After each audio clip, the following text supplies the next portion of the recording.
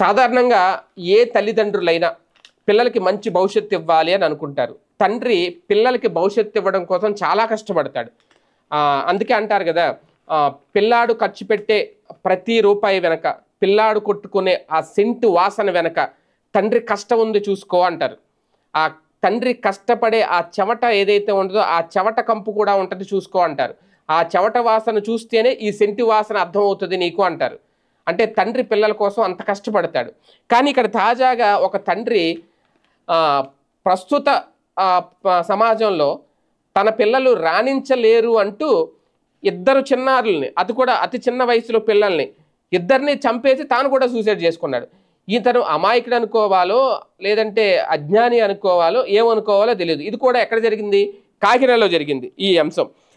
వాస్తవానికి ఇతను కాకినాడలోని సుబ్బారావు నగర్లో ఒక విషాదం అయితే జోడు చేసుకుంది. పశ్చిమ గోదావరి జిల్లా తాడేపల్లిగూడానికి చెందిన వానపల్లి చంద్రకిషోర్ కాకినాడ జిల్లా వాకలపూడిలోని ఓఎన్జీసీ కార్యాలయంలో అసిస్టెంట్ అకౌంటెంట్గా పనిచేస్తున్నాడు. నగరంలోని ఒక ఫ్లాట్లో నివాసం ఉంటున్నాడు. అతనికి భార్య పేరు తనుజ, 1వ తరగతి చదివే జోషిల్ 7 సంవత్సరాలంట వయసు, యూకేజీ చదివే నిఖిల్ 6 సంవత్సరాల పిల్లలు ఉన్నారు. వారికి సరిగ్గా చదవడం లేదంటూ ఇటీవలే పాఠశాలను కూడా మార్పించాడట. అంటే 7 ఏళ్ళు 6 ఏళ్ళు పిల్లలు, చిన్న పిల్లలు. అప్పుడే వాళ్ళు సరిగ్గా చదవట్లేదు, వాళ్ళు రాణించలేరు, భవిష్యత్తులో ఎదగలేరు అని చెప్పి నిర్ణయం తీసుకోవడం ఏంటి? అసలు చాలా విచిత్రం కాకపోతే. అంటే అది పిల్లల్ని పెంచలేననే భయమా, లేదంటే ఈ కారణం కరెక్ట్ కాదా, వేరే కారణం ఏదైనా ఉందా? ఈ హత్య కూడా ఎలా చేశాడు అంటే, ఒక రకంగా హోలీ సందర్భంగా చంద్రకిషోర్ శుక్రవారం భార్య పిల్లల్ని తీసుకెళ్ళి తమ ఆఫీసులో వేడుకలు ఉన్నాయని చెప్పి అక్కడికి వెళ్ళాడట. ఇక్కడే ఉండు, పిల్లలకి యూనిఫామ్ తీయించొస్తాను, వాళ్ళకి సైజులు తీసుకెళ్తానని టైలర్ దగ్గర తీసుకెళ్తాను వెళ్ళాడట. ఎంతసేపు రావట్లేదంటే డౌట్ వచ్చి ఫోన్ చేస్తే ఫోన్ కూడా లిఫ్ట్ చేయట్లేదట.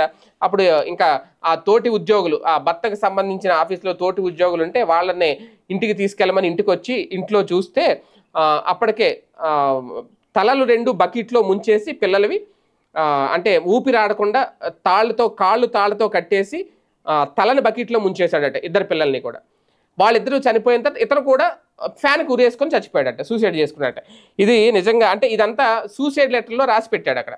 పిల్లల్ని పెంచలేము, ఇంకా వీళ్ళు రాణించలేకపోతున్నారు, వీళ్ళకి మంచి చదువు రావట్లేదు, మంచి మార్కులు రావట్లేదు, ఎన్ని స్కూళ్ళు మార్చినా వీళ్ళ భవిష్యత్తు ఇంతే. అంటే అతను నిజంగా ఈ కారణం కరెక్టే అయితే అతను ఎంత ఇన్సెక్యూర్డ్గా బతికాడు, అంటే అతనిని వాళ్ళ తల్లిదండ్రులు ఎంత ఇన్సెక్యూర్డ్గా పెంచారు.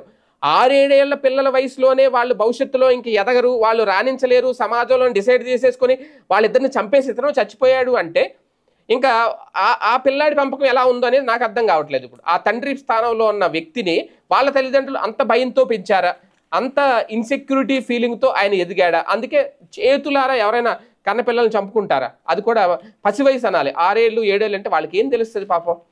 అంత అమాయకుల్ని చంపడానికి అతనికి చేతులు ఎలా వచ్చినాయి? చంపి అతను కూడా సూసైడ్ చేసుకున్నాడు. ఇది నిజంగా ఇలాంటి వాళ్ళకి ముందే తెలిస్తే వాళ్ళకి కౌన్సిలింగ్ సెంటర్లు అది పెట్టాలి. అందుకే నేను కూడా ఒక వీడియో చేశాను. ఇప్పుడు స్కూళ్ళల్లో కూడా కౌన్సిలింగ్ సెంటర్లు పెడుతున్నారు పిల్లలకు కూడా. అంటే తల్లిదండ్రుల పెంపకం సరిగ్గా లేకపోతే పిల్లలు వాళ్ళు ఎలా తయారవుతారో అనడానికి ఇది ఒక నిదర్శనం. ఇప్పుడు పెరిగి పెద్ద పెళ్ళి అయితే చేసేసుకుని 2 పిల్లల్ని కనేసాడు, కానీ ఆ పిల్లల్ని పెంచేంత ఓపిక అతనికి లేదు. మెయిన్ అది ఇక్కడ కాన్సెప్ట్. వాళ్ళు ఇంకా బోల్డ్ భవిష్యత్తు ఉంది, 15 ఏళ్ళు 20 ఏళ్ళు వచ్చిన తర్వాత, పోనీ 20 ఏళ్ళు వచ్చిన తర్వాత కూడా మారట్లేదు అంటే వాళ్ళని కొట్టడమో తిట్టడమో బయటికి పంపించడమో ఏదో పనులు పెట్టడం ఏదో చేయాలి. చంపేసుకుంటారా?